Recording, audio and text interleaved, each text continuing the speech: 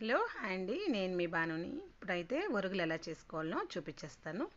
చాలా బాగుంటుంది పెరుగన్నానికి. అయితే సైడ్ డిష్గా నంచుకోవడానికి, పెరుగన్నానికే కాదు రసం అన్నం ఏ కర్రీస్కైనా కూడా నంచుకోవడానికి అయితే బాగుంటాయి ఒరుగులు.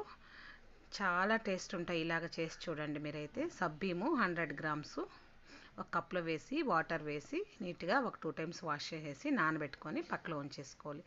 ఒక 2 అవర్స్ అలా నానబెట్టేస్తే నీట్గా నానతాయి. తర్వాత మిక్సీ జార్లో వేసేసుకొని నైస్ పేస్ట్ లాగా చేసేసుకోవాలి సబ్బియ్యం అయితే.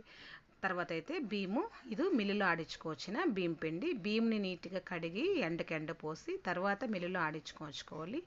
2 కప్పు బియ్యం పిండి వేసాను నేను. 2 కప్పుకి 3 కప్పులు వాటర్ వేసి బియ్యం పిండిని అంతా నీట్గా మిక్స్ అయ్యేటట్టుగా మిక్స్ చేసి పక్కలో ఉంచేసుకోవాలి.